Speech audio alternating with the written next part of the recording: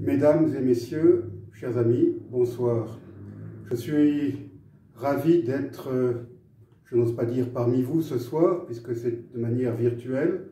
J'aurais 1000 fois préféré être vraiment avec vous. Malheureusement, le Covid ne l'a pas permis. Je voudrais d'abord revenir brièvement sur mon itinéraire. J'ai passé 24 années en Afrique, dont près de 10 ans avec le Programme alimentaire mondial. En 1990, ce dernier, le Programme alimentaire mondial, qui vient d'ailleurs, je fais une parenthèse, d'obtenir le prix Nobel de la paix, m'avait envoyé au Malawi. J'aimais beaucoup ce pays où j'y ai passé, cette fois-là, 4 années, ce pays verdoyant, magnifique, mais je me rendis très vite compte qu'il s'agissait d'une dictature implacable, la dictature du président Hastings Kamuzu Banda. Mais je ne pouvais rien dire, rien faire. Je me contentais de faire mon travail de fonctionnaire du Programme alimentaire mondial. Cependant, des histoires horribles me parvenaient concernant des disparitions, des emprisonnements. Le sort d'un couple m'a particulièrement ému, celui de Vera et Horton Chirois, qui étaient des pionniers de la lutte pour l'indépendance du pays contre les Britanniques et qui ensuite luttèrent contre le dictateur Kamuzu Banda et qui furent condamnés à mort, emprisonnés, qui passèrent de très longues années dans des conditions épouvantables en prison. Horton Chirois d'ailleurs a finalement été assassiné en prison, tandis que sa veuve fut libérée juste à la fin du système dictatorial, avant l'établissement de la démocratie. Elle continue aujourd'hui à combattre pour les droits de l'homme et pour les droits des femmes, malgré son âge avancé. Cette expérience du Malawi m'avait laissé mal à l'aise, car je sentais que peut-être je n'avais pas fait ce que j'aurais dû faire, c'est-à-dire témoigner. Mais sans doute aurais-je été expulsé. C'est pourquoi, bien des années plus tard, en 1998, lorsque le PAM m'envoya pour un deuxième séjour au Rwanda, je n'ai pas agi de la même manière.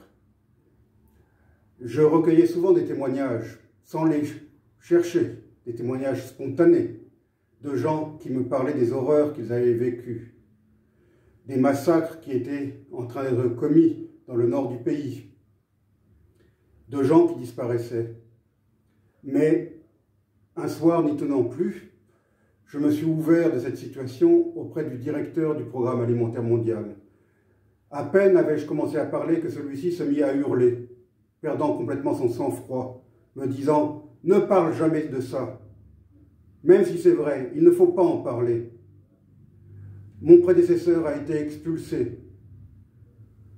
J'essaye de faire mon mieux pour pouvoir accomplir la tâche du PAM et collaborer avec le gouvernement. Donc il ne faut pas écouter ces histoires-là et ne pas en parler. » Cependant, quelques semaines plus tard, je fus contraint de quitter le pays. Sans doute, certains rapports que j'avais rédigés avaient déplu, car le bureau du PAM à Kigali était complètement infiltré par des gens des renseignements militaires du régime. On peut dire que le Rwanda a marqué la fin de ma carrière au PAM. C'est ainsi que je me suis mis, libéré de toute obligation, je me suis mis à parler et à témoigner. Mon premier livre est paru en 2003. Il s'agissait de Kadogo, enfant des guerres d'Afrique centrale.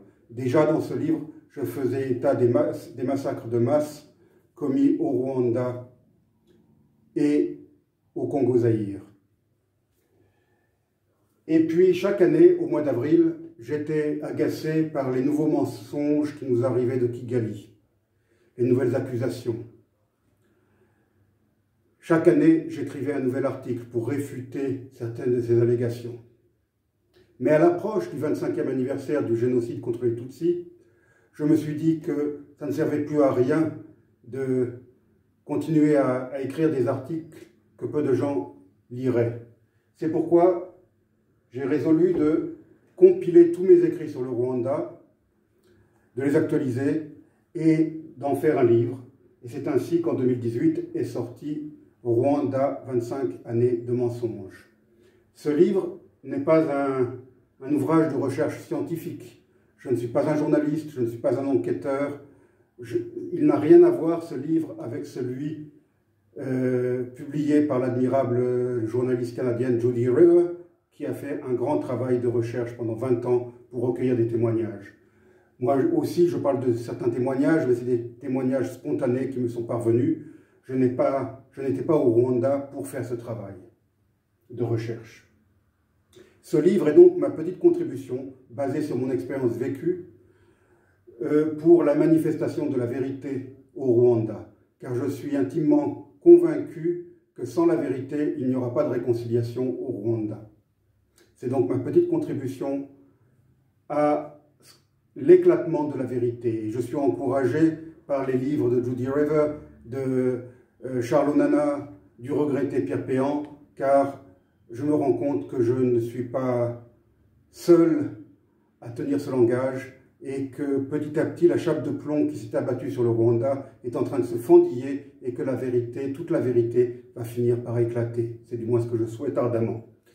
Je suis tout à fait honoré de recevoir ce prix ce soir, car c'est un prix qui porte le nom d'une grande dame que j'admire, Madame Victoire Ingabire, qui, comme Vera Chiroy, des années plus tôt au Malawi, a tout sacrifié pour mener son combat politique pour la démocratie, pour les droits de l'homme. Et donc, recevoir un prix portant son nom est pour moi un très grand honneur. Et je vous remercie de m'avoir choisi pour recevoir ce prix. Voilà, chers amis, c'est tout ce que je voulais dire ce soir, avec tous mes regrets de ne pas être présent physiquement. Murakoze Tchane.